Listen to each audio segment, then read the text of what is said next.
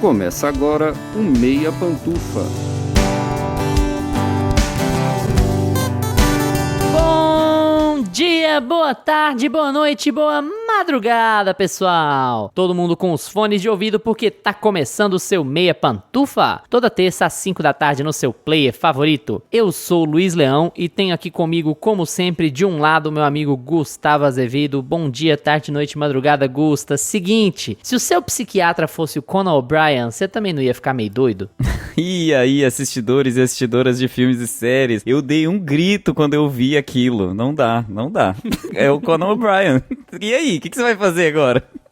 E também, como sempre, do outro lado, meu amigo Lucas Abreu. Bom dia, tarde, noite, madrugada, Lucas. Lucas, e aí? O que acontece, Lucas, quando você deixa a bomba da caixa d'água no manual e aí aparece um buraco no teto da sua casa? Conta pra mim. Nossa, essa você pegou... Essa você pegou pesado. Não baseado em fatos, tá, pessoal? Não, agora conta aí, Lucas. E aí, cinéfilos e cinéfilas do Meia Pantufa? Não, assim, pra resumir, né, é um caso real que aconteceu comigo. Esse filme aqui, gente, eu só não tenho a criança. Eu só não tenho o filho. O resto, eu já tive uma semana muito parecidíssima na minha vida. Então, assim, eu tenho propriedade pra falar. É lugar de fala. Lugar de fala. Como mulher, não. Como empreiteiro, sabe? Não, como pessoa que passou tanta raiva quanto. A casa do Lucas não chegou a abrir um buraco no teto, tá, gente? Mas ele passou por problemas de infiltração graves. Apenas cachoeiras. Problemas de infiltração auto-infligidos. Essa é a pior parte, né? Um problema de infiltração auto-infligido que você passou na sua casa. Não, se fosse infiltração, mas tava uma catarata do Niágara. O Oscar acabou, mas todo ano a gente lembra daquele filme que foi indicado só em uma ou duas categorias que muita gente acha que merecia mais consideração da academia. Em 2026, isso aconteceu com mais destaque com A Única Saída, Morra Amor e o nosso filme de hoje, Se Eu Tivesse Pernas, Eu Te Chutaria. Protagonizado por Rose Byrne e com coadjuvantes pouco convencionais como Conan O'Brien e A$AP Rocky, o longa de Mary Brownstein é apenas o segundo em 17 anos e esteve por um bom tempo entre os cotados a fazer mais barulho na temporada de premiações. Mas o que a gente achou de Se Eu Tivesse Pernas, Eu Te Chutaria? Será que o filme realmente foi esnobado? O que deixou esse filme distante de ter mais indicações ao Oscar? Mas antes do episódio começar, segue o Meia Pantufa nas plataformas que você ouve. Com apenas um clique, você vai ser sempre o primeiro a saber dos episódios novos. E isso ajuda demais o podcast a continuar crescendo. E outra coisa importante demais é avaliar. Dá 5 estrelas no feed do Meia Pantufa no Spotify, curtir esse episódio no YouTube e fazer o mesmo nas outras plataformas é essencial para a distribuição do podcast. A gente tá pertinho da marca das 100 avaliações e você pode contribuir. E agora a gente tá também no Substack, então segue o Meia Pantufa lá para receber conteúdo escrito toda semana, seja ele uma expansão do debate do episódio ou algum assunto mais quente do momento, até mesmo uma crítica de filme que não chegou a virar episódio. Tá aqui no meio desse episódio e concordou com alguma coisa, discordou de algo ou quer só participar, então, por favor, comenta aí, porque esses comentários não só são muito legais pra gente conversar com vocês, como eles aumentam a relevância do podcast em geral. Bom, chegou a hora, hoje é dia de Se Eu Tivesse Pernas, Eu Te Chutaria, no Meia Opinião.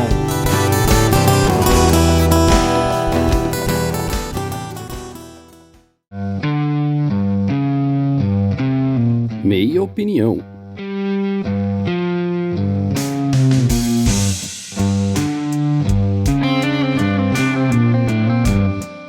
A partir de agora nesse episódio eu somente falarei Se Eu Tivesse Pernas, porque o tamanho do título desse filme vai ser muito complicado pra gente lidar até o final. Se Eu Tivesse Pernas é um filme da Mary Brownstein, o segundo longa da Mary Brownstein. Ela é uma atriz que se transformou em diretora, uma diretora que se transformou em atriz, sei lá, porque o primeiro filme dela é de 2008, ele é filmado em câmera digital, tem a Greta Gerwig lá no meio, eu fiquei curioso pra ver, chama Levedura, e parece já dar bons indicativos do que aconteceria aqui em Se Eu Tivesse Pernas, Eu Te Chutaria. E esse filme foi produzido pela A24, ele estrela a Rose Byrne, geralmente conhecida por comédias, né, que ela é mais famosa por Bridesmaid, com a Maya Rudolph, ela também faz filmes de horror. O Conan O'Brien, que é o Conan, o A$AP Rocky, que é o rapper. Então, assim, um elenco bastante improvável pra fazer esse drama psicológico sobre, vou pegar o termo do Lucas, uma mulher que está tendo uma péssima semana, abriu um buraco no teto da casa dela, e aí ela tá morando uns dias, na verdade meses, né, não é uma semana, ela tá morando uns 2 meses num hotel, enquanto a empreiteira tenta resolver a casa, mas o empreiteiro não vai lá, e ela lida com uma filha que tem uma doença que demanda cuidado o tempo inteiro, um cuidado empregada extenuante, o marido trabalha fora, então ele não tá lá pra contribuir com a dinâmica da família, e ela acaba tendo que resolver tudo, lidar com a filha doente, lidar com o buraco, lidar com o marido distante, lidar com o trabalho que pressiona muito, lidar com um psicólogo que parece que não gosta dela, não tá nem aí pros problemas dela, ou pelo menos é a impressão que ela tem. Então, assim, caótico. Já vou chamar de caótico, já tô dando opinião antes de chegar na minha vez. E o filme foi bastante cotado na temporada de premiações pra estar entre os indicados, talvez os indicados a melhor filme. A Rose Byrne definitivamente conseguiria a indicação, e conseguiu, mas perdeu pra Jessie Buckley. A gente tá gravando antes do Oscar, mas eu sei que perdeu pra Jessie Buckley. Parabéns, Jessie Buckley.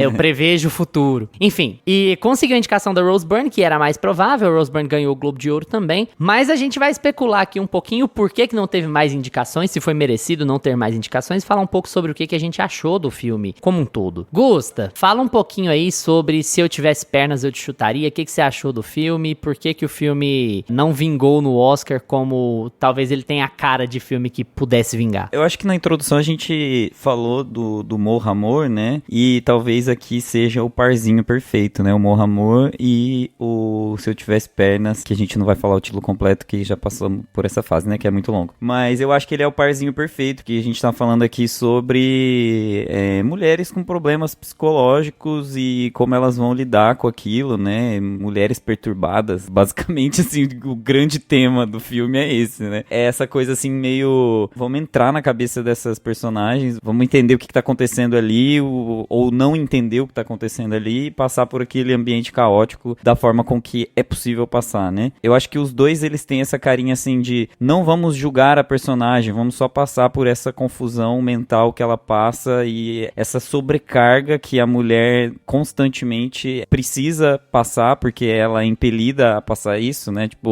o homem abandona a mulher nas funções domésticas, nas funções de casa, de cuidado com o filho, de cuidado com o lar, de manutenção ali da ordem, da paz e tudo mais. Só que, tipo, as mulheres estão cansadas disso, já basta, né? Uma coisa assim meio... São filmes muito feministas e são filmes muito crus, assim. Não são aqueles filmes que querem te passar uma mensagem que é uma tendência, sabe, Me Too, assim. Aquela tendência um pouco mais, tipo, vamos fazer uma cena que explique que o filme é um filme feminista, que o filme está do lado das mulheres. Não, ele é um filme que sim está do lado das mulheres. Ele fala sobre essa sobrecarga, né, que as mulheres passam, e isso é muito evidente no filme, justamente por esse tom caótico, esse tom confuso, essa forma de fazer o filme que é mais fluxo de consciência, vamos colocar assim, né? Eu acho que os dois são assim. A Jennifer Lawrence e a Rose Byrne, as duas aqui, elas têm atuações, eu acho que bem semelhantes, sabe? Porque não são atrizes com perfis completamente diferentes, né? Mas eu acho que elas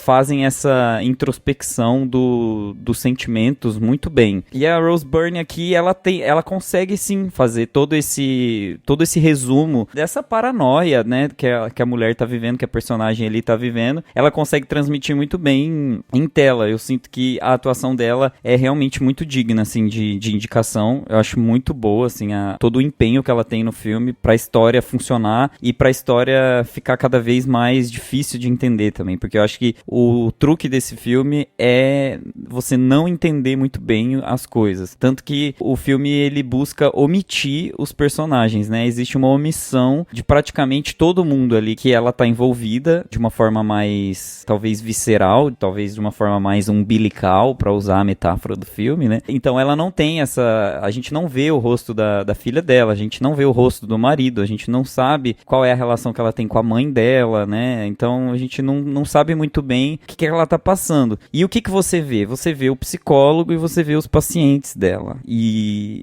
temos aí mais um filme, né? Um thriller psicológico. A gente vai passar por esse grande tema, assim, né? Mais uma vez, a gente tá falando muito de filmes que tratam, assim, desse tema da psicanálise, né?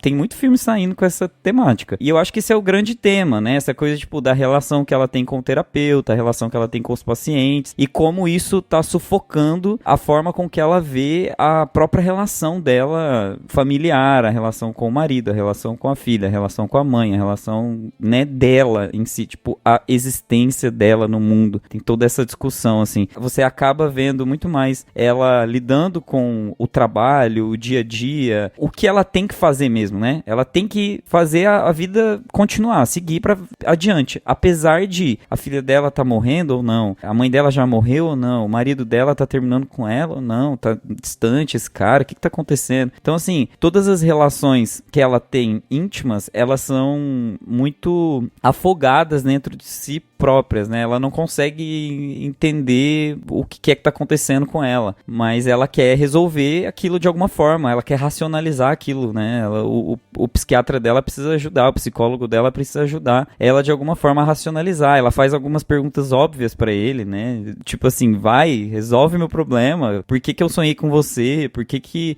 minha vida tá assim? E assim, eu gosto dessa abordagem, mas eu não gosto de nenhum personagem desse filme, sabe? Tipo assim, acho que eu entendo a coragem de colocar todos esses temas assim no balaio e misturar tudo isso e fazer essa grande confusão mental com o espectador, deixar a gente tenso, né, pela história dela e não entender muito bem pra onde ela vai e o que ele quer com aquilo e tudo mais. Usar grandes metáforas, né, como eu disse mesmo. O buraco, ele é uma ligação, ele é um tubo que liga ela com a filha dela, ela com a mãe dela. Existe determinado momento ali que o filme fica um pouco mais místico, né, não sei qual é a palavra pra definir aquilo, mas ele vai ficando mais sobrenatural, então você não sabe necessariamente se aquilo ali tá virando um horror, ou o horror tá na cabeça dela. Tem toda essa brincadeira, assim, com o filme, com essas metáforas. Acho que a grande metáfora... porque tem dois buracos conectando as gerações, no caso, né, porque ela olha pra cima no buraco e vê a mãe, e tem o buraco da barriga da filha, né, então assim, são os dois buracos da vida dela que estão deixando ela surtada. Resumo.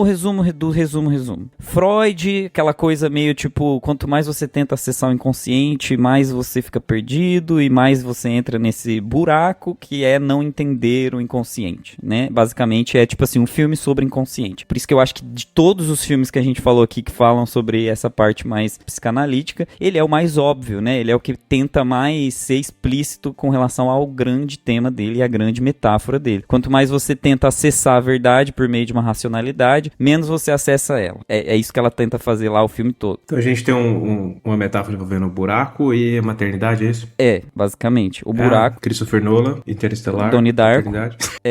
E aí, assim, mas a gente tem uma diretora, né, com uma atriz forte, fazendo um filme sobre maternidade, sobre mulheres, sobre a posição sufocante que é a mulher na sociedade. Então eu acho que eu entendi o que o Lucas quis dizer. Tipo assim...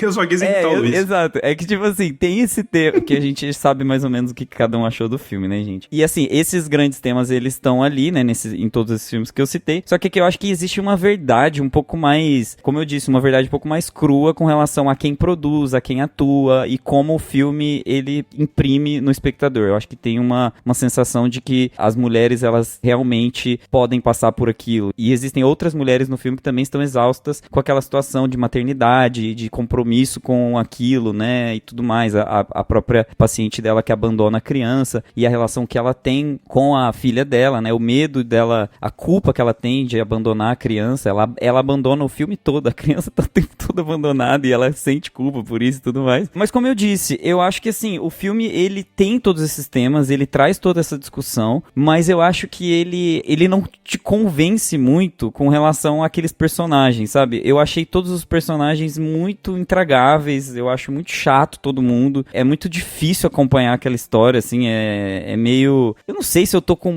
meio que vícios modernos de que a arte precisa me agradar. Às vezes eu fico me pegando. É engraçado você falar isso, porque eu concordo. Eu concordo com a sua análise, mas eu gosto muito do filme. Então, mas eu concordo com essa sua análise. Todo mundo é intragável, mas essa é meio que a ideia, né? Eu sinto que tem um encaminhamento de que tá todo mundo sufocado pelas próprias rotinas ali, que é insuportável assistir esse filme, sabe? Ele é um filme muito sufocante. E no final das contas, a minha experiência foi muito negativa por esse desligamento dos personagens e da história principal, sabe? Eu não sei se faz sentido ocultar tanto os personagens como a filha e o personagem como o pai, por exemplo. Eu acho que era possível colocar esses personagens dentro da trama sem fazer aquele mistério todo. Parece que não tem uma função em si, sabe? Parece que é muito inventivo, é um truque cinematográfico muito divertido de assistir, né? Sufocante, porque faz parte do argumento dela, só que no final das contas eu falei assim, mas aí você mostra a criança no final e... O marido um Zé Banana, um nada, não acontece nada, ela não tem um desfecho, né? Tal qual como a vida inconsciente, quanto mais a gente tenta entrar e fazer desfecho, menos a gente faz desfechos, eu entendi também, mas eu tô igual em Hamlet, né? Tipo, eu entendi, mas o filme não me agradou.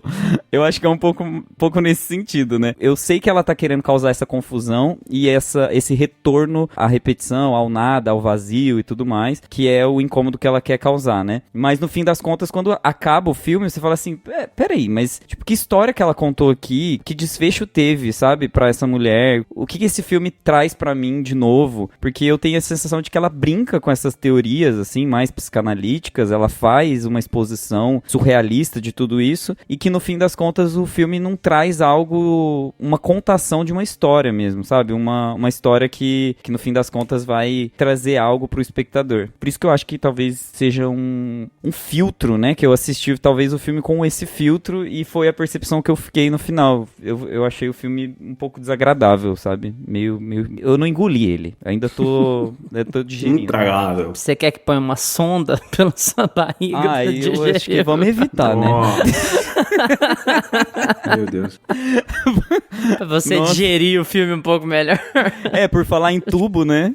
Lucas, fala aí do filme. Eu acho que hoje eu vou ser o mureteiro aqui, porque concordo com bastante coisa que o Gusto falou sobre o filme, mas, então, vamos pegar esse gancho aí dessas metáforas, dessa pegada mais psicanalítica que o filme tem, que eu acho que é o cerne do filme, né? O filme, mais do que tudo, ele é sufocante, ele é angustiante, ele é caótico, e ele quer te colocar, ele quer te deixar claustrofóbico ali, junto com aquela mulher, sufocado por todos aqueles problemas, por todas aquelas coisas. A gente tem uma personagem aqui que tem que lidar com a ausência do marido, uma filha doente que precisa estar no médico, estar em terapias a todo momento, e ela tem que trabalhar, e o trabalho dela não é simplesmente ir pro escritório, ela é psicóloga ainda, cara, ainda tem que chegar lá e escutar uma galera cheia de problema, paciente super problemático, e ainda no tempo que ela tem, ela tenta fazer uma terapia com um psicólogo que é um bosta, e que não tá nem aí pra ela, mais atrapalha que ajuda. Então, assim, eu concordo do ponto que todo personagem desse filme aqui, meu amigo, ele vai te irritar em algum momento. Você pode até entender as intenções, você pode entender alguém que tá irritado ali no filme, mas em algum momento eles vão te irritar e vão tomar decisões aqui bem... Você fala, meu Deus, gente, calma, não é assim. Mas, assim, o filme, ele te dá muito essa sensação. E o que eu gosto nesse filme é justamente isso. Ele consegue trazer essa atmosfera. A proposta do filme é essa. Olha, eu quero te colocar na vida dessa mulher, na cabeça dela, pra você entender o quanto ela tá sufocada, e usa dessa metáfora do buraco no teto, né, da casa, pra falar sobre a ausência do marido e sobre os dilemas dela tentar conciliar tudo na vida dela e tá se afundando num buraco sem fim. E eu gosto disso no filme. Eu acho que esse paralelo é muito bem construído, a metáfora é muito bem construída. A Rose Byrne tá, assim, fenomenal nesse filme. Pra mim, antes de assistir Hamlet, ela era a minha favorita. A gente sabe, né, que Jess Buckley vai levar e tudo mais, e que tá muito bem também no filme. Eu acho que esse ano é um ano de, assim, só pra já tirar esse assunto de Oscar do caminho aqui, esse ano é um ano que tanto na categoria de atriz, de ator e de filme, eu acho que tá todo mundo muito bem, assim. Eu tenho até dificuldade de escolher favoritos, mas dito isso, ela era minha favorita, assim, eu assisti o filme antes de assistir Hamlet, por exemplo, e eu acho que ela, assim, ela carrega o filme, né? A gente tá falando de um filme que a câmera tá a todo momento no rosto dela. São raros os momentos que a câmera vai sair do rosto dela e vai pra algum personagem que tá interagindo com ela, mas é sempre um plano mais fechado. A gente não tem planos abertos, a gente não vê o rosto da filha, a gente só escuta a voz do marido no telefone, e quando a gente vai ver o rosto da filha, quando a gente vai ver o rosto do marido, é lá no final do terceiro ato. Então, o filme é todo centrado nela, carrega o filme nas costas. A gente vê o rosto dela, do terapeuta e do brother lá do hotel, praticamente. Então, assim, se não fosse a atuação dela, se a gente tivesse uma atriz mediana aqui, eu acho que esse filme não funcionaria tanto, porque o filme, ele é sustentado Dakota pela Johnson deveria estar em Se Eu Tivesse Pernas, Eu Te Chutaria, ao invés da Rose Byrne. Vamos. Se fosse a filha, né? Prefiro não comentar. mas a filha tem que Uau. atuar com a voz, ela não dava conta de fazer aquele Nossa, choro quem que é também, não. aquela que tá no filme que fica dormindo, desmaiado o filme inteiro? É aquele filme do quarto Ah, pânico Kristen Stewart. do A Fincher. Kristen Stewart é A Kristen ótima, Stewart, velho. lembrei Tá dela. doido. Kristen Stewart, não dá pra falar isso fez mais, um filme não. aí, vocês falam que é ótimo agora. Fez uma atuação boa. Nossa, ele tá polêmico hoje. Enfim, não, tô brincando. Mas enfim. Mas então, assim, eu acho que ela carrega o filme nas costas. Acho que o filme cumpre essa proposta, né? De toda a metalinguagem, toda a análise psicanalítica que ele quer trazer, toda a metáfora com o buraco, com os problemas que estão acontecendo na vida dela. Ele consegue passar essa atmosfera, Eu tava no meio do filme, assim, exausto, sem fôlego. Falei, caralho, quanto problema. Chega a ser engraçado, né? Porque eu vi um comentário que resume muito bem esse filme, que ela tá passando pelas duas piores coisas que a pessoa pode passar na vida adulta ao mesmo tempo, que é reforma e filho doente. Nossa. Então, assim, não tem como essa pessoa estar sã da cabeça, mentalmente ali, não tem como. E o filme consegue abordar muito essa exaustão mental que a personagem chega. Dito isso, eu acho que o filme tem todos esses méritos, e acho que a Rose Byrne carrega ele nas costas, mas eu tô com gosto em algumas coisinhas aí que não me agradaram muito. Eu acho que chega uma hora, pra citar um outro filme mais recente, que a gente até falou aqui, e que tem essa pegada mais caótica e acelerada, que vão acontecendo uma tragédia atrás da outra, que é o Marty Supreme, a gente tem uma pegada um pouco diferente aqui, e que aqui me incomoda um pouco, porque eu acho que fica muito repetitivo. O Luiz achou em Marty Supreme isso repetitivo, e aqui eu acho repetitivo, porque a gente tem um filme fechado nela, então a gente não tem, em Marty Supreme eu acho que a gente ainda tem alguns planos abertos, você sai de uma quest pra outra, você sai de, resolvemos isso aqui, agora temos que resolver aquilo ali. Aqui parece que o caos ele vai alavancando e você não tem um respiro, sabe?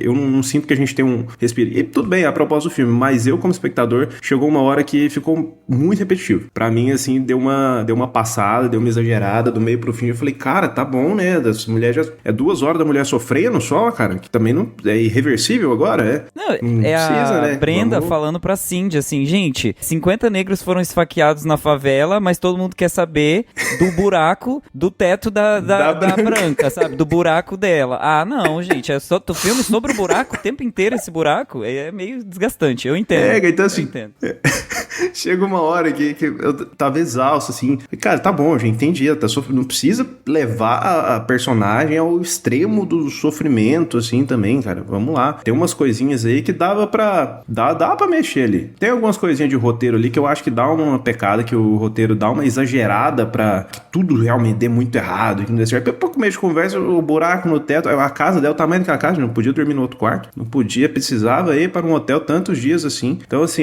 tem coisas ali que seriam muito mais fáceis de lidar, mas o filme ele faz essa questão de ir alavancando tudo. Mas dado o que acontece ali no filme, eu acho que em termos de abordagem do que o filme quer passar, cara, ele consegue te passar todo esse caos e te colocar ali junto com essa personagem pra chegar na exaustão mental ali e você ter uma empatia enorme com ela o filme todo. Só que pra mim fica esse sufoco, dá uma passada do ponto. Do meio pro fim eu acho que fica muito repetitivo, a maneira como ela vai lidando ali com o psicólogo, com os problemas da filha e tudo. E a gente entende, assim, tem atitudes que ela toma no filme que às vezes a gente pensa assim, tá, mas não dá pra ser assim. Mas aí a gente olha pra personagem e ela tá exausta, ela não tá nem conseguindo raciocinar direito mais de tanta coisa que tá acontecendo, assim. Então acho que isso o filme consegue passar muito bem. Mas eu senti um pouco disso que o Gusta falou, sabe? De não me agradar tanto. Eu achei que foi um excesso de sufocar o espectador, assim, e de deixar dessa coisa de, E aí a gente entra nesse papo, né? De arte não precisa agradar.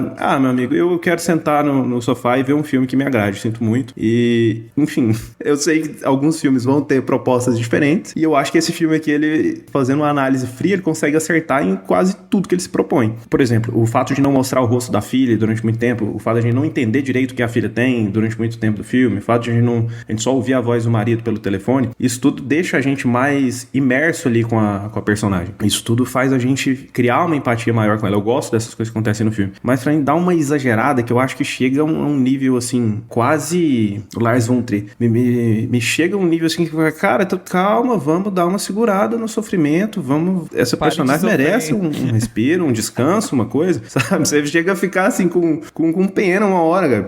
Então eu acho que dá uma exagerada em termos de experiência, tá? Pra assistir o filme, dá aquela exaustão, mas... E eu não gosto muito do final, não gosto muito de como eles terminam o terceiro ato, a gente pode desenvolver isso melhor. É engraçado porque eu imaginava mencionava esses pontos que vocês estão trazendo como argumentos pra vocês terem tido a experiência que vocês tiveram, uma experiência um pouco mais negativa, um pouco mais cansativa. E eu não discordo de nenhum deles, mas o meu jeito de absorver foi completamente diferente do de vocês. Eu fiquei muito impressionado com a proposta. Primeiro de tudo, a Mary Bronstein não é a primeira pessoa a fazer isso e nem vai ser a última a falar sobre os dilemas da maternidade e da mulher, da construção social de uma mulher. E aqui, óbvio, ela tá falando aqui de uma coisa muito... Pra falar que o Gusta citou da Brenda, ela tá falando de uma coisa muito classe média, branca e tudo mais.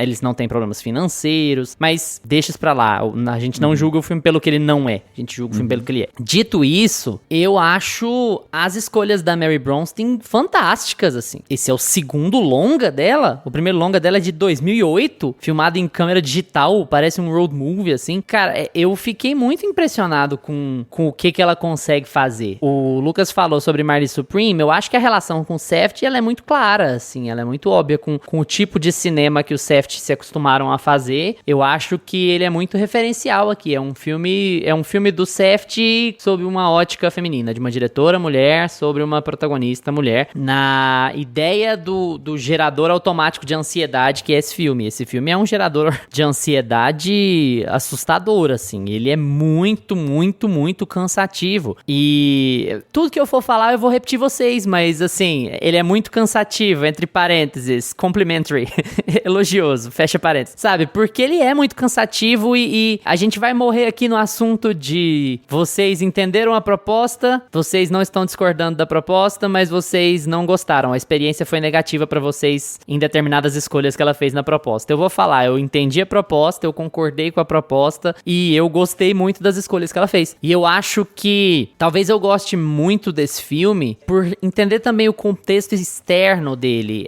A gente tá falando aqui dos dois lançamentos principais da A24 e a gente viu muito bem qual que ela enterrou pro Oscar e qual que ela bancou pro Oscar, né? E fez uma baita de uma campanha pro Oscar, pro Marley Supreme. E por causa disso, com as atenções divididas, uma produtora que hoje já é grande, mas não é do tamanho dos estúdios, né? Ela não vai fazer campanha pra dois filmes, como a Warner tá fazendo pra Pecadores e Uma Batalha. Ela resolveu apostar todas as fichas no cavalo errado. Eu acho que o filme da Mary Bronstein, o Se Eu Tivesse Pernas, ele é mais parecido com um Safdie original, natural, do que o que é o Marley Supreme, que tem um olho muito mainstream, sabe? Que a gente discutiu muito isso no episódio do Marley Supreme, que ele é um Safdie mais leve, ele é um Safdie que dá seus respiros, porque ele precisa alcançar um público mainstream, e eu acho que esse filme é mais desamarrado, ele é mais preso na própria proposta, e vamos lá, as expectativas orçamentárias são baixas mesmo, a exibição de cinema não vai ser muito, muito longa, muito grande, então você tem mais liberdade criativa pra fazer o que você quer fazer. E eu acho que ela se aproveita muito bem disso, porque ela faz um filme muito, muito puxado de acompanhar, assim. Eu gostei muito dele mesmo, eu fiquei surpreso do quanto eu gostei, mas eu gostei justamente por esse cansaço, eu gostei porque ela tem uma capacidade enorme de fazer você sentir aquela pressão, sem ter que ficar te explicando o porquê das coisas, o porquê daquela pressão, você não tem que ficar falando aquilo aos quatro ventos, você só sente, porque o filme não te alivia nas escolhas formais. O Lucas falou do plano fechado e é o principal ponto do filme. O filme tem o quê? Um plano de mar lá na sua 1h50 e é isso? Essa é a única paisagem que a gente vê? Essa é a única ambientação que a gente tem fora do rosto da Rose Byrne? Uma figura do mar e ainda assim a gente vê o mar com uma mulher correndo lá no fundo, né? Ela tá procurando essa mulher que tá correndo, que tá desaparecendo. De resto é sufoco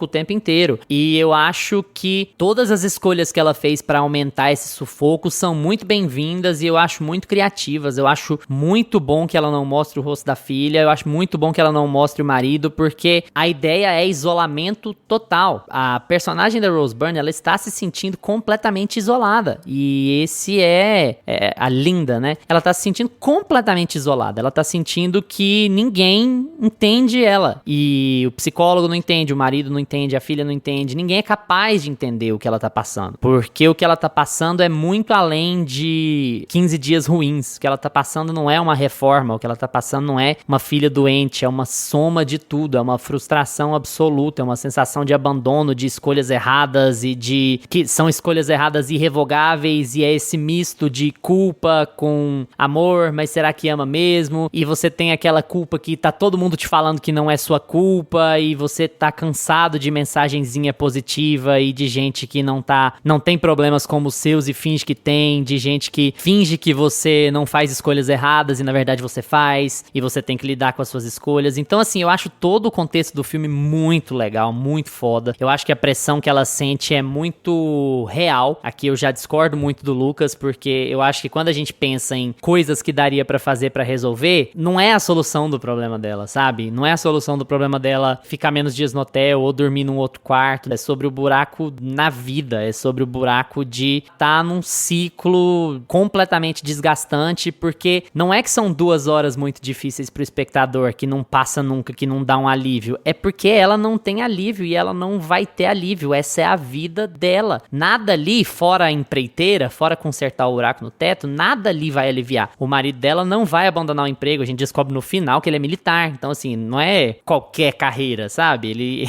não pode só abandonar o emprego, arranjar um emprego perto de casa. Não é assim que funciona. Então, assim, essa vai ser a vida dela pra sempre. E ela fica com todo o encargo de arrumar a vida dela sozinha, e ela simplesmente se odeia e percebe ou acha que ninguém gosta dela, de verdade, que ninguém ouve ela. E assim, eu acho que o filme também trabalha muito bem essa ideia de que psicólogo não é seu amigo. Ela quer também que o psicólogo seja amigo dela, e o psicólogo não é amigo dela, porque não é assim. E vocês falaram que acham o psicólogo chato, eu não acho. Você imagina lidar com aquilo ali, ela é uma das pacientes dele. Por que a gente fica com raiva dos pacientes dela, mas a gente fica com raiva do psicólogo dela, sendo que ela é um dos pacientes do psicólogo, entende? Ele nem é chefe dela, nem nada, eles são colegas de trabalho. Então, o fato de a gente estar sob o ponto de vista dela o tempo inteiro, de a gente estar pressionado o tempo inteiro, faz com que o filme cresça muito pra mim, justamente porque ele é muito angustiante. E você sente muito essa angústia que ela tá sentindo o tempo inteiro, e essa angústia, às vezes, ela é inominável. Às vezes ela é, pra usar o termo do Gusta, surreal. O filme não é surrealista, mas assim, ele tem suas pitadas artísticas, né? Mas ele é meio psicológico mesmo, é sobre a psique dela de lidar com essa situação, com uma filha que parece que ela nunca quis ter, que ela tomou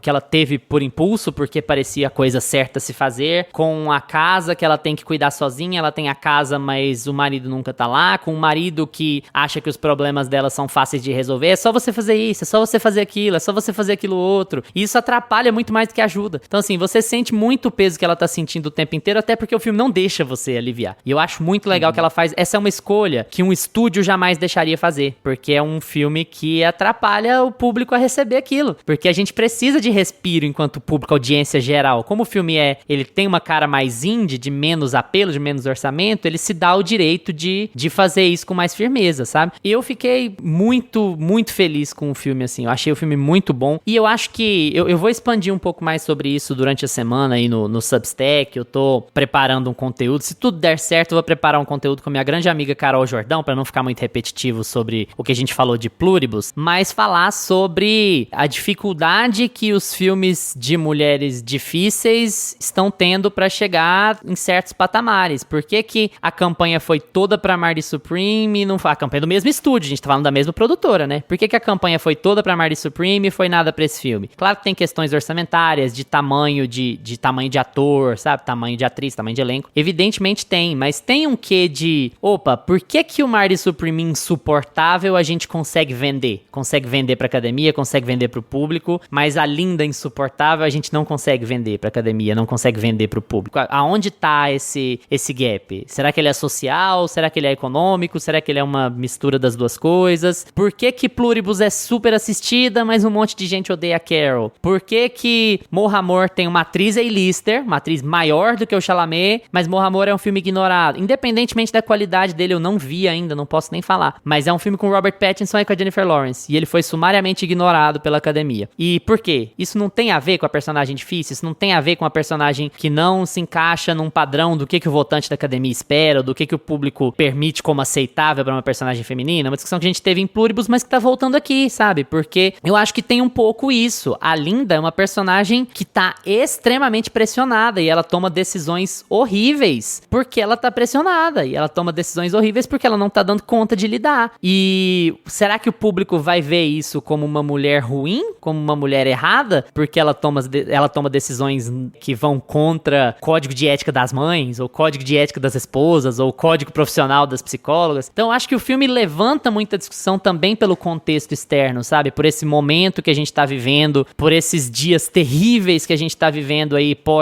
pré e pós 8 de março, você vai falar do Brasil, mas do mundo inteiro, o que a gente tá passando nesse momento em termos de sociedade, sabe? E eu acho que o contexto externo pra mim acaba ajudando muito a entender o peso desse filme como muito positivo, como ter uma experiência muito legal, porque é uma pressão que ela não é uma pressão só de dia a dia, ela é uma pressão muito socialmente construída em cima dela. E ela acaba perdendo a cabeça e fazendo uma coisa arriscadíssima com a própria família, com a própria filha. E eu acho que o último ato que o Lucas até já começou a criticar, a gente pode apontar, pra mim só contribui mais com isso. Porque deve ser uma coisa absurdamente frustrante ela ver que o marido chegou e resolveu o buraco, sabe? E ela nem sabia. Então, assim, às vezes era realmente simples, mas era realmente simples pra ele e não pra ela. Por quê? E aí você entra numa outra discussão. Por que pra ele foi simples consertar o buraco? Pra ele foi simples consertar o buraco porque ele é um homem. E aí, o tipo de pressão que ela tá sentindo, ele tá completamente alheio. E é muito bom que a gente não veja a cara dele antes, porque ele não existe no mundo dela até aquele momento, né? A partir de quando ele passa a existir, aquele problema se resolve, porque ela carrega o fardo de duas pessoas numa pessoa só, o filme inteiro. E essa deve ser uma coisa extremamente desgastante. E muitas mulheres que estão ouvindo esse podcast podem virar pra gente e falar assim, cara, isso é uma terça-feira qualquer. Eu tenho 2 filhos, eu tenho um trabalho, eu tenho que levar os filhos na escola, na creche, o meu marido trabalha sei lá onde, eu chego aqui, não lavo um prato, não põe uma roupa na máquina pra lavar, não estende. Então, pra mim, ó, você tá falando de suco de ansiedade, que os problemas eram fáceis de resolver, mas isso aqui é uma quarta-feira de março, qualquer pra mim, assim, sabe? Então, eu acho que o filme tem um debate interno e externo muito legal e muito bem reproduzido na forma como ela conduz. Eu fiquei muito impressionado, assim, eu gostei muito do filme, eu acho que ele deveria ter sido mais reconhecido pela academia, porque ele tem aquela pegada indie meio... que a gente tem que lembrar que ano passado quem ganhou foi a Nora, gente. Então, assim, não é como se o cinema indie tivesse abandonado pela academia. Então, eu acho que ele tem uma pegada que merecia um pouco mais de valor e a gente pode debater também agora os porquês. Por que esse filme não foi indicado? Se tem só a ver com qualidade mesmo, já que vocês não gostaram tanto quanto eu, se tem a ver com outros fatores, porque se vocês acham que nem era um filme pra estar ali. Mas, por exemplo, eu assisto 10 Se Eu Tivesse Pernas e não assisto um Hamnet. E eu gostei de Hamnet. Pra falar em termos de ousadia, do que ela tenta fazer, de como ela se arrisca, de como ela é corajosa nas escolhas que vão ser difíceis pro público. Eu gostei muito, assim, de verdade. Eu imaginava que eu ia gostar, mas eu fiquei surpreso. E antes de passar pra vocês, eu não concordo sobre o Conan. Eu acho que o Conan tá muito bem nesse filme.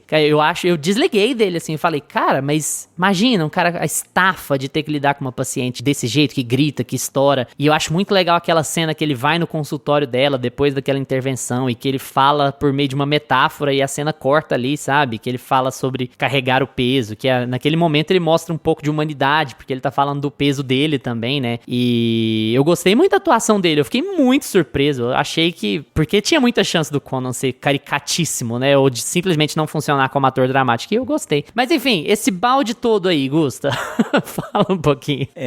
O Lucas trouxe o Mari Supreme, o Luiz voltou a falar também, e eu acho que dentro dessa lógica, né, dessa competição ali dentro da A24, eu acho que o que traz um pouco mais de evidência pro Mari Supreme, obviamente, o Chalamet, que tava muito em alta já, né, uma escolha também estética, né, de gênero também, de colocar o homem ali à frente da campanha, que eles achavam que ia se dar muito bem, né, numa campanha, porque ele era muito queridinho, mas eu acho que o pulo do gato tá justamente na introspecção e na extroversão, digamos assim, entre os dois personagens. Eu acho que aqui em Se Eu Tivesse Pernas é muito mais essa questão de... Nossa, gente, eu não consigo mais fazer comparação e não lembrar do ChatGPT. É muito mais sobre isso... Não é sobre... Não é sobre homens, é sobre mulheres. Eu esqueci como é que conversa. Que ódio.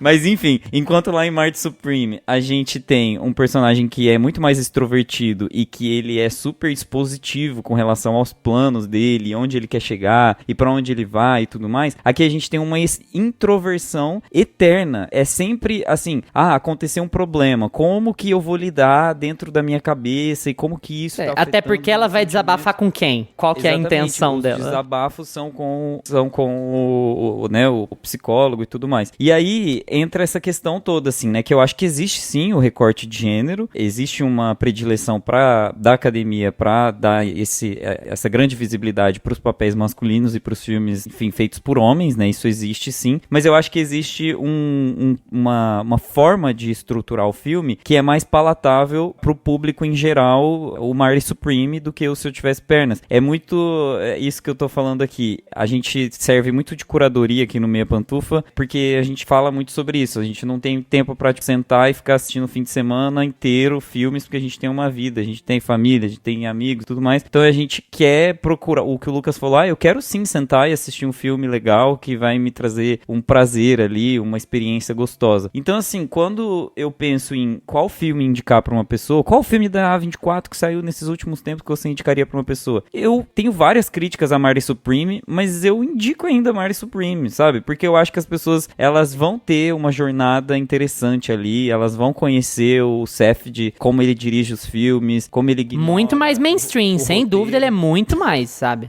Mas assim, como ele ignora o roteiro pra produzir a linha narrativa dele, né? Essas coisas todas. Pra quem não sabe, a gente falou com o Thiago Natário sobre os furos de Marley Supreme. O Thiago adorou, né? Mas enfim, eu acho que tá dentro dessa seara. Se você construir um filme que é um pouco mais palatável pro público, e que esse filme sendo mais palatável pro público vai ter mais votante, e você consegue ter uma cabeça, né, da campanha que seja um pouco mais, sabe, pop. O Timothée Chalamet, ele era a figura pop mais certeira, assim, mais... Eu acho que era o cavalo mais vencedor dessa corrida. Se fosse pra todo mundo apostar no cavalo que ia ganhar, a gente apostava no Marley Supreme, que tava numa Mas crescente. veio um Michael B. Jordan galopando, Exato. forte, lá do fundo, Forte, e não cavalão. parou. É isso. E tá indo, né? Mas eu acho que é muito por esse caminho aí. E não só, assim, eu acho que o contraponto da Linda não é só os homens do filme, né? O contraponto da Linda é a estrutura que é montada pra ela se sentir inferior e introspectiva. Até porque quando ela... Eu acho que a principal inimiga dela é a médica da filha, inclusive, médica, né? Porque exato. a médica da filha tá querendo dizer pra ela, ó, você tem que fazer isso, considerando o tanto de coisa que ela já tem que fazer, mas ao mesmo tempo nada é sua culpa, ao mesmo tempo você tem que vir aqui no grupo e chorar com as outras mães sobre como a situação é difícil mesmo e tal, sem assumir culpa de nada, porque, sei lá, é o destino, é a vida, é Deus. Então, assim, também é aquele papinho de coach que não, né? Além disso, você joga um encargo de falar pra pessoa que como ela tem que se comportar, o que ela tem que fazer, né? Exato. Então existe toda uma estrutura que oprime ela e que faz ela estar naquela situação em que ela tá, né? É muito engraçado as cenas que ela vai ali na conveniência, na loja de conveniência do hotel, pra pedir alguma coisa pra anestesiar ela. Ela sempre ali vai atrás de cigarro, vinho, né, bebida alcoólica, ela é alcoólatra e tal, assim, o filme desenha ela como uma alcoólatra. E não só como alcoólatra, eu acho que ele coloca esse desenho do álcool muito como um fator de alívio pra ela. Achei legal você falar sobre isso, porque assim, o vinho é o tropo da mãe de classe média, né? A mãe de classe média que bebe vinho o tempo inteiro e tem um alcoolismo engraçadinho. Porque é aquela coisa do alcoolismo engraçadinho, é a meio Claire Dunphy, sabe? De Modern Family. Só que o filme também pega isso e leva à enésima potência. Não é um alcoolismo engraçadinho, ela tá na merda e ela vai comprar cocaína se ela puder. O que falta pra ela é acesso, sabe? Então, Exato. assim, não é, eu bebo aqui porque é divertidinho, não é um problema alcoólico porque eu continuo conseguindo lidar com toda a situação em volta de mim. Então, não é um problema. Então, é um problema sim e pode piorar. E tudo aquilo vai gerando uma tensão também pra ela não conseguir esse alívio, né? O próprio, cadê a identidade? Passou do horário de compra de bebida alcoólica. Tudo aquilo ali vai gerando um estresse a mais pra ela não conseguir atingir aquilo, né? E é o oposto de Marley Supreme, né? Porque o Marley Supreme, ele sempre consegue mais, ele sempre atinge mais. Então ele é um filme muito mais excitante no sentido de, nossa, o meu protagonista conseguiu, ele é chato pra caralho, mas ele tá indo pra frente. Nossa, e ele conseguiu sair dessa e vai entrar ali naquela casa mesmo, com aquele cachorro, o cara tem uma arma. Então, assim, vai gerando essa sensação de que o nosso protagonista em Marley Supreme tem muito mais condições de chegar a lugares em que ele, né, aposta e ele vai e ele consegue e tudo mais. E enquanto a nossa protagonista aqui, a Linda, ela fica muito mais barrada pela estrutura. Olha só se não é as desigualdades de gênero que estão aí postas no mundo, não é mesmo?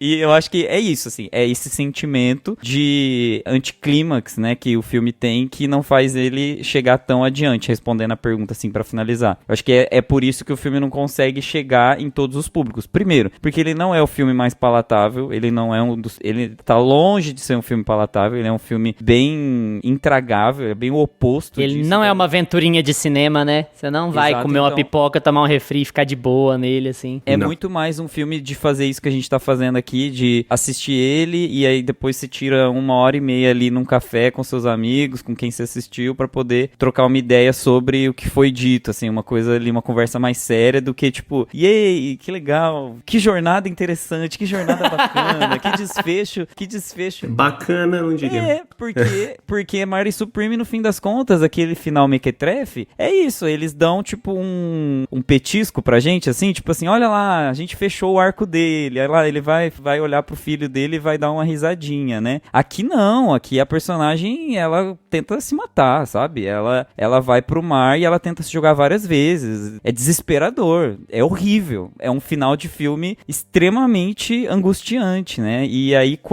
é por isso que eu falo, né? A gente tá entrando aqui já no final do filme, mas quando a gente vê a filha dela no final do filme, eu achei um pouco inútil ter escondido ela o tempo todo, sabe? Eu fiquei meio assim, tipo, qual seria o problema ter mostrado a criança, sabe? Porque se vai mostrar no final, se vai fazer esse desfecho, não teria problema esconder ela durante o filme. Eu não entendi o porquê que ela mostrou a menina no final. Por que mostrar, né, no final? Por que mostrar, sendo que o filme sempre foi sobre ela, o filme sempre foi interno, sempre internalizado. E aí ele dá esse biscoitinho também, assim, meio tipo, a gente viu a criança no final. Eu senti que foi meio desnecessário, foi um truque que ela usou pra mostrar que a teoria tá muito certinha e muito embasada, né, porque você fica mais dentro da sua cabeça, mas que no final do filme ela tenta dar um agrado pro espectador. Então, Mas você não acha que é uma leitura de... É um turning point? Porque, assim, se a gente só vê ela ali, significa que alguma coisa mudou no final, sabe? Eu não acho que... Eu acho que Mas é mudou? a noção desse filme de dizer que algo mudou. Então, pois é, o filme acabou. Não sei se que mudou. não muda, Mas pra mim a noção é de que Não sim, muda. de que mudou. Porque, assim, não sei, o fardo passou a ser compartilhado. Não sei, talvez ela ter chegado no fundo do poço vai fazer com que a estrutura da vida dela mude de alguma maneira. Talvez o fato de, sabe, o marido ter chegado e de ela ter encarado os próprios problemas, porque agora ela tem alguém pra prestar contas, né? Porque o que ela fez com a filha concerne aos dois, né? Mesmo que o cara esteja isolado. Eu acho que é a noção dela de um turning point, assim, a noção dela de que algo mudou. Não sei se pra melhor ou pra pior, mas algo mudou. Agora a nossa perspectiva não tá só na cabeça dessa mulher, a nossa perspectiva tá nesse núcleo, sabe? Eu acho que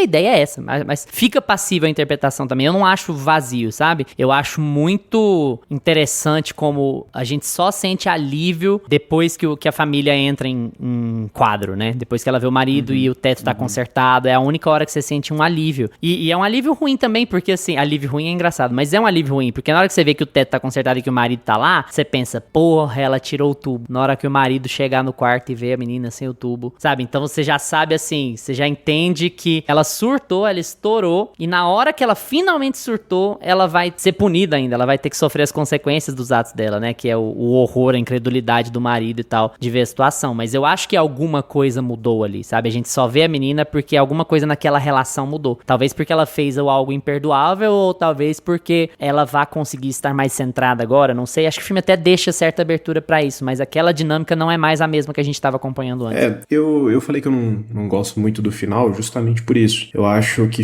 a gente acompanha essa personagem por esse período da vida dela que tá tão caótico, que tá levando ela a essa exaustão mental, e no fim a gente tem um final aberto e a gente vê a filha que a gente não via o filme todo, que eu também não consegui entender por que ela tomou essa decisão. Eu elogiei aqui, quando eu comecei a falar do filme, a ausência do marido ali em tela, né, que a gente sempre só ouve a voz dele e não vê o rosto da filha também, e eu acho que isso são méritos do filme justamente pra gente deixar o espectador mais empático e mais centrado ali só naquela personagem, só na Linda e compartilhar de todo aquele caos que ela tá vivenciando. Mas, então, sustenta até o fim do filme sem mostrar o rosto da filha. Ah, mas vai ser uma virada, mas não se sabe, né? Porque a gente tem um final que não se sabe se ou não foi. Mas né? eu queria entender. Então fica essa coisa.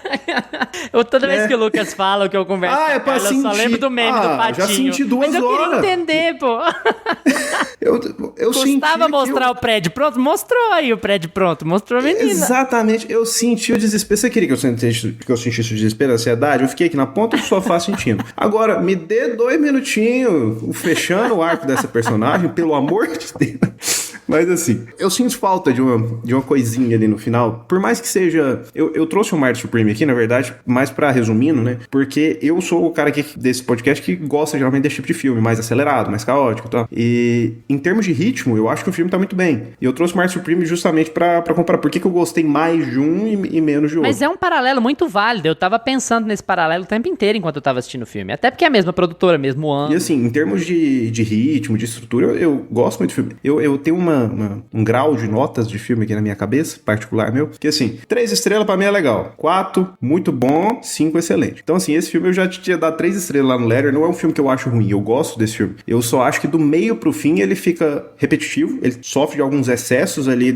que eu acho que essa personagem merecia um respiro, ela, gente, dava pra fazer um pouquinho, sabe? Dava pra não levar ela na enésima potência, assim, e a gente ter uma resolução um pouco melhor, mas eu também acho que quando a gente vai chegando aqui pro terceiro ato, a diretora toma algumas decisões muito boas, que inclusive o Luiz citou bastante coisa sobre isso. Por exemplo, a gente tem o marido chegando e resolvendo o problema do teto, e a frustração dela de, então você simplesmente não tá aqui o tempo todo, me deixa louco, eu fico louco aqui, tentando tomar conta de tudo, e aí você chega e resolve em 2 segundos. Então a gente sente isso, a gente sente ao mesmo tempo esse misto de o problema foi resolvido, esse alívio, mas de como isso foi resolvido e o que ela precisou passar pra isso ser resolvido tão simples e deixar ela como, por que você não resolveu? Então a gente sente isso no personagem, só que ao mesmo tempo ela não é vitimizada em momento nenhum aqui. Então eu acho que a diretora tem um tato muito bom pra como ela trata a personagem, porque ela vai tomar decisões ruins em relação à filha. Eu adoro a cena que ela vai na médica lá no encontro das mães, aquilo ali pra mim é sensacional.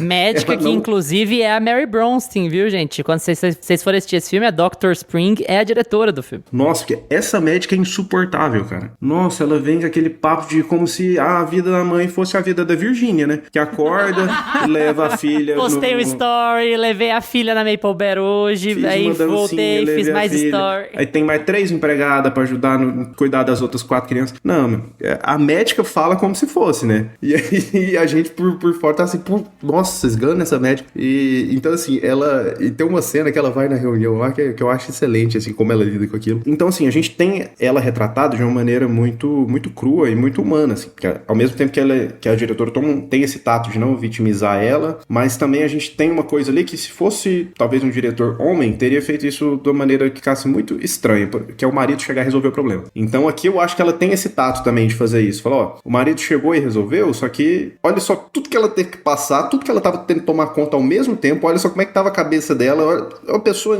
neste estado mental conseguiria resolver todos esses problemas? E ao mesmo tempo a gente vai vendo que ela vai tomando umas decisões que a gente fala, minha filha, mas faltava uma pessoa do lado dela pra ajudar, sabe? Realmente, a gente, nesses filmes tem uma coisa que fica clara, é que a rede de apoio da mãe, ela precisa existir. Gente, faltava uma avó, um negócio, alguém do lado ali. Rede de apoio, por favor, gente. Rede de apoio para pessoas. A mãe sem a rede de apoio, meu amigo. A cena do estacionamento, cara, ela parava pra deixar a filha e vinha aquele cara, ela, minha senhora, não pode parar aqui. Dá vontade de falar, respira gente, um pouquinho. E ela não tem liberdade pra deixar a filha descer sozinha no hospital, sabe? Ela não pode nem isso. Ela tem que levar a menina até a porta, sabe? Ela não tem um momento de paz. Não tem um momento sequer de paz o filme inteiro. É terrível, assim. Não, é aterrador. É insano. Então, assim, eu acho que em termos de como tudo isso é construído, é muito bom. Só que, pra mim, do meio pro fim... A gente falou do Conan aqui. Eu gosto do Conan no filme. Eu acho que ele tá bem. A atuação dele tá boa. Quando você bate o olho no Conan, eu olhei e dei uma estranhada assim de começo, falei, mas será que isso vai funcionar, vai dar certo, que a gente vai ter um alívio cômico aqui no meio disso? Mas funciona muito bem, assim. Mas ao mesmo tempo, né, eu critiquei ele aqui como psicólogo, né, dela, mas ao mesmo tempo, dá pra você entender os dois lados, sabe? Dá pra entender ela como uma paciente insuportável, e dá pra entender, e ele tendo que lidar com aquilo ali, trabalhando na porta ao lado dela, com ela querendo entrar lá a qualquer momento que ela tá com problema, mas também dá pra entender que, como a gente tá acompanhando ela, e é a comparação que o Gusta fez com o Marty Supreme, da gente torcer por um personagem babaca. E a gente, por mais que ela toma decisões ruins aqui, a gente segue torcendo para que as coisas melhorem pra ela. E aí quando ela entra na sala e o psicólogo, que é a única pessoa que a gente espera que vai conseguir ajudar ela, não ajuda, eu fico com raiva do psicólogo. Então, assim, mas ao mesmo tempo, só pra fechar aqui, eu acho que a diretora, ela tem resumindo, acho que ela tem um tato muito bom pra conseguir conciliar tudo isso, sabe? E trazer essa humanidade pra personagem, de não deixar ela simplesmente como a errada da situação, não vitimizar ela, e no final as coisas também não acontecerem de uma maneira ficcional demais, porque é isso que acontece, um homem chega e quer resolver o problema e fala, aí ó, era simples, eu resolvi. Então assim, isso acontece, gente. Outro diretor colocaria ela pra tentar resolver tudo sozinha no final e mostrar como uma mulher consegue, e aí, qual que seria a mensagem? Mostrar que a mulher tem que suportar todo esse caos mesmo e dar conta e conseguir no final. Então assim, eu acho que ela consegue dar como o filme caminha pro final, eu acho que é de uma maneira que faz a gente compreender toda a situação ali da personagem e tem uma empatia muito grande com ela, mas me falta aquela coisa, sabe, de terminar o filme, você fala assim, porra, mas sofreu, e aí acaba. Assim, pra mim é mais revoltante ainda o fato de que ele consegue resolver aquele buraco tão rápido. Nossa, sim. Eu fico tão puto com aquilo. Assim, nossa senhora, que desgraça, esse filme vai me dar um ataque. Eu acho que o A$AP Rocky não conseguiu porque ele tava chapado, né? Certo, ele tinha fumado muita maconha, ele não conseguiu. Nossa, outra insuportável é a menina do caixa lá do hotel dela. Nossa, pelo amor de Deus. A identidade do documento, minha filha, enfia a identidade. Me vende a mulher claramente tem 50 anos nas costas, me dá essa identidade aí. Não, e do horário. Só pode vender, mas falta 2 minutos. Não, até a hora que eu registrar no caixa. Até a hora que eu registrar, nossa, dá vontade de tacar o computador pra cima. Gusta, dava pra esperar mais indicações? Olha, então, da minha parte, não.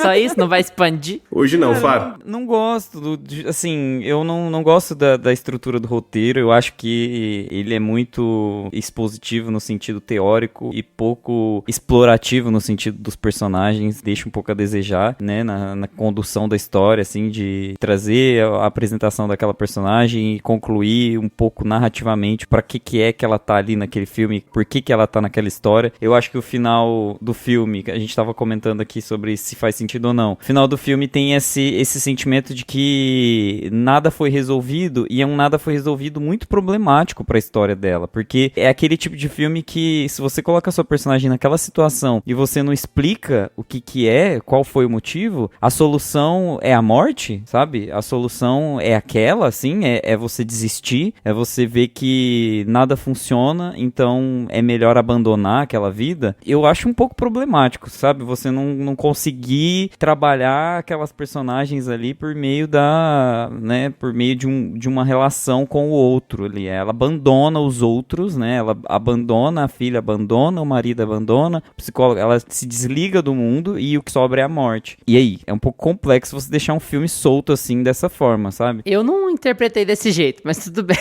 Eu também. Eu acho que tem essa questão do desligamento dela de tudo, né? E a tentativa dela lá no final que leva um pouco pra esse caminho, no sentido pessoal dela, né? E depois tem aquela cena final lá com a filha. Mas enfim, não gosto muito do roteiro, não gosto muito da estrutura, acho a fotografia muito The Office, assim, uma coisa flat, assim, sem graça, um design de produção escritório qualquer, nada demais. Eu não acho que é um filme muito inventivo, assim. Eu acho que ele é inventivo, talvez, nas cenas um pouco mais surrealistas, que a gente falou aqui, né? Mais artísticas, quando vai interpretar o buraco, quando vai fazer aquela pegada ali de transformar o buraco naquela coisa mais espacial, assim, tipo, tem uma parada ali diferente, mas nada muito distante também do que a A24 já fez, né? Parece que tem uma estrutura meio de franquia da A24 ali naquelas cenas, eu senti, assim, uma coisa meio, isso aí já é meio standard, né, do que a A24 faz. Então, não acho que o filme merecia tantos louros, assim, não, pra ser bem sincero. Acho que a atuação da Rose Byrne ali é o que realmente se destaca, e é o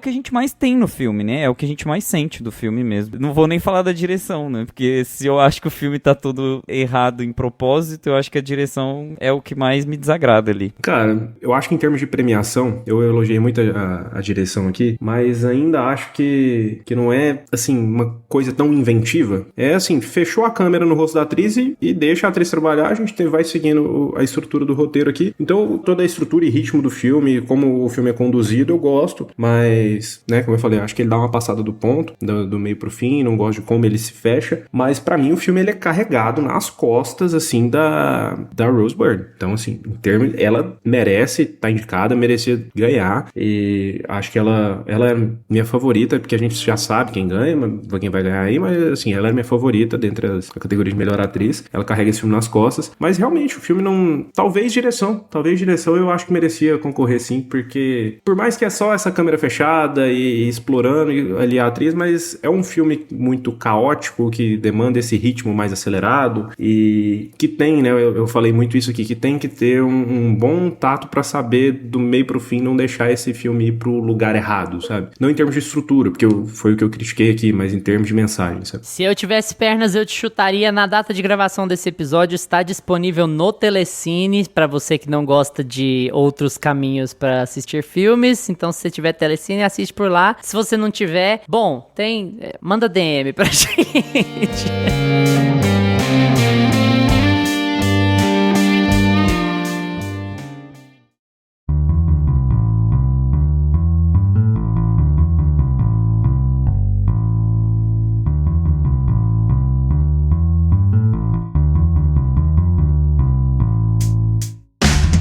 Não vai embora porque chegou a sua hora. Já assistiram Se Eu Tivesse Pernas, Eu Te Chutaria? Gostaram? Comenta aqui no episódio suas opiniões, porque a gente quer muito debater com vocês. E aproveita para seguir a gente no Instagram, @meiapantufa, no TikTok, @meia_pantufa e no Substack, para ficar atualizado de tudo que rola aqui no podcast. Obrigado por estarem sempre com a gente. Tchau, Gusta. Tchau. Tchau, Lucas. Tchau, galera. Segue a gente em todas as plataformas que você usa. Terça-feira que vem a gente tá de volta com mais Meia Pantufa pra vocês.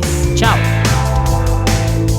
Este podcast conta com locuções de Carla Leão e Lucas Meleiro e edição de Luiz Leão.